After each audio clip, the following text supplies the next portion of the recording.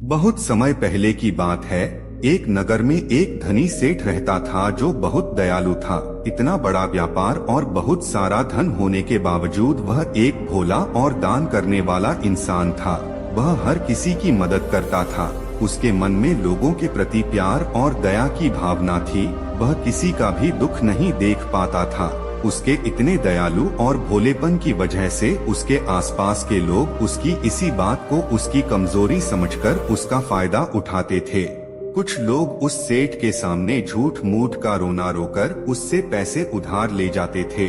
सेठ अमीर तो था ही और ऊपर से दयालु भी। जब वह सेठ उन लोगों की दुखी हालत देखता और उनकी परेशानियां सुनता तो उसका मन भर आता। और जब वह लोग उससे कहते हैं कि मुझे थोड़ा धन उधार चाहिए या तुम मेरी मदद करोगे, मैं तुम्हारा यह एहसान कभी नहीं भूलूंगा, तो वह मना नहीं कर पाता। वह बेचकर धन दे देता था कि अभी इसका बुरा वक्त चल रहा है, इसको मेरी मदद की जरूरत है, बाद में यह पैसे लौटा देगा। धीरे धीरे वक्त गुजरता गया। लोग उस सेठ के आगे बिना बात का रोना रोते और उसका धन ले जाते और कभी वापस नहीं करते। सेठ भी कभी धन वापस नहीं मानता था। उसको लगता था कि जब इसका बुरा वक्त गुजर जाएगा तो धन वापस कर देगा। लेकिन कहते हैं ना कि हर सुबह के बाद रात होती है, हर सुख के बाद दुख आता है और दुख के बाद सुख आता है। ठीक उसी तरह उस सेठ के साथ भी हुआ। कुछ सालों बाद उसे पास धन कम होने की वजह से उसके व्यापार में माल भरने के पैसे कम होने लगे और इसकी वजह से उसकी दुकान पर अब ग्राहक भी कम होने लगेगा, क्योंकि जो सामान उन ग्राहकों को चाहिए था वह सामान उस व्यापारी के पास खत्म होने लगा था और उस सामान को लाने के लिए अब उसके पास इतना धन भी नहीं था। धीरे धीरे सेठ का धन समाप्त हो गया। एक समय था जब वह सेठ अपने नगर के अमीर लोगों में आता था, पर आज उसके पास पैसे नहीं थे। ऊपर से ढेर सारा कर्ज उसे बाजार से लेना पड़ा। उसे समझ नहीं आ रहा था कि वह क्या करे। उसने महात्मा बुद्ध के बड़े चर्चे सुन रखे थे। उसे यह पता था कि उसके बहुत मित्रों ने उनके पास जाकर अपने जीवन के लिए सही मार्गदर्शन लिए हैं और वह जो ज्ञान देते हैं वह काफी जिंदगियां सुधार चुका है। उसने निश्चय किया कि अब तथागत गौतम बुद्ध ही उनकी समस्या का हल बताएं। यही सोचकर वह अगले दिन गौतम बुद्ध से मिलने निकल पड़ता है। वहां जाकर बुद्ध को प्रणाम करते हैं। फिर सेठ गौतम बुद्ध से कहता है, मुझे मेरी समस्या का निवारण चाहिए। बुद्ध कहते हैं, पूछो क्या पूछना है। फिर वह उन्हें सारी बातें बताता है कि कैसे वह लोगों की मदद करके अमीर से गरीब हो गया, कैसे उसने बस लोगों की बुरी हालत देखकर अपने व्यापार के पैसे उन्हें मदद करने के लिए दे दिए और आज वह खुद जरूरतमंद हो गया है।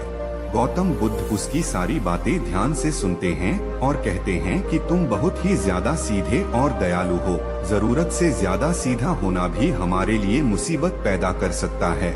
आगे बुद्ध कहते हैं, तुम लोगों की मदद इसलिए करते थे ताकि वह मुसीबत से बाहर निकल सके, लेकिन लोगों ने इसका फायदा उठाया और तुम्हें ठगने का काम करते रहे। उस सेठ ने कहा, आप बिल्कुल सही कह रहे हैं बुद्ध, मेरे दुखों का कारण मेरा ज्यादा सीधा होना, सरल होना और दयावान होना ही लग रहा है। लेकिन मैं अब क्या करूं, मुझे रास्ता बताइए। क्या मैं बुरा बन जाऊं, दया निकालकर फेंक दूं, निर्दयी हो जाऊं? क्या अच्छाई करने की कोई कीमत नहीं इस दुनिया में? क्या मदद करने से या किसी का भला करने से बस यही परिणाम मिलता है? बुद्ध कहते हैं, नहीं, तुम्हें यह सब नहीं करना है। कई बार तुमने देखा होगा कि जो इंसान ज्यादा अच्छा होता है उसे उतना ही ज्यादा दुख मिलता है।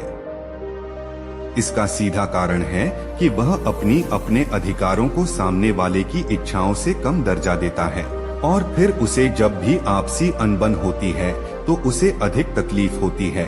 लेकिन उसी के विपरीत हमें हमेशा यह भी नहीं सोचना चाहिए कि हमारा अच्छा और भला करना बेकार है या यह बस हमारी कमजोरी है। हमें अच्छा इसे हाथ कभी नहीं छोड़ना चाहिए। हमें बस यह सीखना है कि कभी कभी हमें भी अपनी बात रखने का अधिकार है और हमें अपने अधिकारों की रक्षा करनी चाहिए। इसलिए हमें अच्छे इंसान बने रहने के साथ साथ अपने अधिकारों की रक्षा करना भी सीखना होगा। अगर हमें गलत के से नुकसान हो रहा है कोई हमारा गलत फायदा उठा रहा है तो हमें उसका सामना करने के लिए सही तरीके से खड़े होना जरूरी है। यही एक सच्चे और अच्छे इंसान की पहचान और शख्सियत होती है। वह आदमी कहता है, बुद्ध मुझे थोड़ा थोड़ा समझ आ रहा है, लेकिन अभी भी मैं पूरी तरह नहीं समझा। इस पर बुद्ध कहते हैं, चलो मैं तुम्हें एक कहानी सुनाता हूँ, उसके बाद तुम्हें समझ आ जाएगा कि तुम्हें क्या करना है और क्या नहीं करना है। बहुत समय पहले की बात है, एक जंगल में एक भेड़ रहती थी। उस भेड़ ने एक को जन्म दिया। वह मेमना बहुत ही सुंदर था। उसके शरीर पर बहुत ही चमकदार घने बाल थे। वह बहुत ही सुंदर लगता था। भेड़ भी अपने से बहुत प्रेम करती थी और उसका बहुत अच्छे से देखभाल भी करती थी। भेड़ अपने बेटे को अच्छी अच्छी बातें सिखाती, उसे अच्छे संस्कार देती। उस भेड़ की इच्छा थी कि उसका बेटा बड़ा होकर खूब नाम रोशन करे, लेकिन भेड़ के ज्यादा लाड प्यार के कारण मेमना बिगड़ता जा रहा था। उसकी माँ उसे अच्छी शिक्षा देती थी, उसे अच्छे से रखती थी, दिन रात उसका पूरा ख्याल रखती थी। लेकिन मेमना दिन प्रतिदिन शैतान और जिद्दी होता चला गया। वह अपनी माँ की किसी भी बात को ध्यान से नहीं सुनता और न ही किसी बात पर ध्यान देता। उसे हर पल ऐसा ही लगता कि मेरी माँ मेरा इतना ख्याल रखती है, और इसी कारण वह खुद की जिम्मेदारी नहीं लेता था, यह सोचकर कि उसकी माँ उसे किसी भी संकट से निकालने वह धीरे धीरे गैर जिम्मेदार होता जा रहा था। और अब उस भीड़ का लाड और प्यार उसी के मेमने के अच्छे और जिम्मेदार बनने में रुकावट बन गई थी। फिर एक दिन वह मेमना घूमता घूमता पास के जंगल में जा पहुंचा। वह मेमना पहली बार जंगल में गया था, उससे पहले बार जंगल में जाने का मौका मिला था। वह जंगल की सुंदरता को देखकर चकित रह गया। उसने कभी इतनी सुंदर चीज नहीं देखी थी। इतनी सुंदर पौधे, रंग बिरंगे फूलों को देखकर बहुत ही प्रशंसा हुई। उसे यह सब देखकर बहुत अच्छा लगा। फिर उसने झाड़ियों के कुछ पत्तियां को खाया। जैसे ही उसने पेट भरने के लिए पेड़ों की पत्तियां खाई, उसको वह पत्तियां बहुत ही स्वादिष्ट लगी। अब तो वह मेमना रोज जंगल में जाने लगा और वहां जाकर पेड़ पौधों को नुकसान पहुंचा रहा था। उसने उनकी पत्तियां तोड़ी, उनके फूलों को नोचा, फूलों को खाया और कुछ को तोड़कर जमीन पर डाल दिया। उसमें मेमने को इस बात की बिल्कुल भी परवाह नहीं थी कि वह क्या कर रहा है। उसको इस बात का पता ही नहीं था कि जंगल में कोई खतरा भी है। वह तो मस्तमौला होकर जंगल में उछल कूद कर रहा था और पौधों को खूब से नुकसान पहुंचा रहा था। लेकिन जब उस मेमने की माँ को यानी उस भीड़ को इस बारे में पता चला कि मेमना हर रोज जंगल जाता है, तो वह घबरा गई और मेमने को अपने पास बुलाकर समझाने लगे कि तुम जंगल में मत जाओ, वहाँ पर बहुत सारे को जानवर है, तुम्हारे ऊपर पर हमला कर देंगे, तुम्हें खा जाएंगे। लेकिन माँ की बात का उस पर कोई असर नहीं हुआ, बल्कि वह मेमना अपनी माता से कहने लगा कि माँ, जो भी मेरे सामने आएगा वह मुझसे जमकर मार खाएगा, फिर वह बहुत पछताएगा। इसके बाद में फिर से जंगल की तरफ भाग गया। उसे अपनी माता की कही बातें झूठी लगने लगे। हर रोज की तरह उस दिन भी वह उछल कूद करने लगा और पेड़ पौधों की पत्तियां तोड़ने लगा। कभी फूलों को तोड़ता, कभी पेड़ों को खूब नुकसान पहुंचा था। लेकिन उस दिन उस जंगल में एक शेर पहुंचा। वह शेर बहुत ही ताकतवर था, लेकिन ताकतवर होने के साथ वह दयालु भी था। उस शेर का मानना था कि कमजोर प्राणियों को नुकसान पहुंचाना ठीक नहीं है। शक्तिशाली होने का मतलब यह नहीं है कि मैं किसी कमजोर प्राणी पर शक्ति का प्रयोग करूं। वह शेर उस जंगल में घूमने लगा। घूमते घूमते हैं वहां पर पहुंचा जहां पर वह समझ मेमना शैतानी कर रहा था। शेर ने उस मेमने को देखकर आश्चर्य में पड़ गया। शेर ने सोचा कि इस मेमने को किसी खूंखार जानवर का डर क्यों नहीं है। यह कैसे पेड़ पौधों की पत्तियां बिना काम के ही नोच रहा है, ये को खत्म कर रहा है और उन पत्तियों को खा काम बल्कि बिगाड़ ज्यादा रहा है। उसके बाद वह शेर कुछ देर तक चुपचाप खड़ा होकर उसको देखा रहा और शेर सोचता है कि मेमना कुछ ही देर में मुझे देखकर यहाँ से भाग जाएगा और उसके के भाग जाने से मुझे बल का प्रयोग नहीं करना पड़ेगा। लेकिन ऐसा नहीं हुआ। शेर बहुत देर तक खड़ा रहा और वहीं इंतजार करने लगा कि मेमना यहाँ से कब जाएगा। लेकिन मेमना तो भोजन करने में व्यस्त था। उसे शेर का कोई ख्याल नहीं था, मजे से पेड़ पौधे की पत्तियां नोच रहा था, उन्हें खा रहा था, सब कुछ बेकार कर रहा था। जब शेर ने देखा कि मेमना उसे देखने के बाद भी वहाँ से नहीं जा रहा, तो खुद वह मेमने के पास जाता है और वहाँ जाकर बोला, सुनो बच्चे, इस जंगल में फूल पत्तियों को नुकसान पहुँचा रहे हो, उन्हें जितना जरूरी है तुम्हारे भोजन के लिए बस उतने ही तोड़ो, तुम बहुत थी फूल पत्तियां यूं ही नष्ट कर रहे हो। अगर तुम इन पेड़ पौधों को, इन फूल पत्तियां को नुकसान पहुंचाओगे तो तुम अच्छे बच्चे कैसे बनोगे? अच्छे बच्चे कभी भी इस तरह जंगल में आकर पेड़ पौधों को नुकसान नहीं पहुंचा आने लगते हैं। तुम्हारी माँ ने तुम्हें अच्छा बच्चा नहीं बनाया। शेर की बातें सुनकर वह घमंड से बोलता है, तुम्हें अच्छे बच्चे बने रहना है, तुम बने रहो, मैं तो जैसा हूँ वैसा ही ठीक हूँ, मैं वैसे ही रहूँगा जैसे मुझे रहना है। शेर हैरान हो जाता है, लेकिन फिर शेर उस मेमने को बच्चा समझकर माफ कर देता है, क्योंकि शेर नहीं चाहता था उसे उस पर हमला करना पड़े। तुम खतरनाक तो कहीं से नजर नहीं आते, चले जाओ यहाँ से, बड़े आए खतरनाक तो मेरा दिमाग है, ज्यादा खराब मत करो, चले जाओ यहाँ से, अपना रास्ता नाप लो और मुझे इन फूल पत्तियों को खाने दो। यह कहकर वह घमंडी मेमना पत्तियां खाता हुआ आगे चला गया और शेर उसे बस हैरानी से देखता रह गया। तभी वहाँ पास में ही झांकियों के पीछे एक लोमड़ी छुपी हुई थी। वह लोमड़ी शेर और मेमने की सारी बातें सुन रही थी।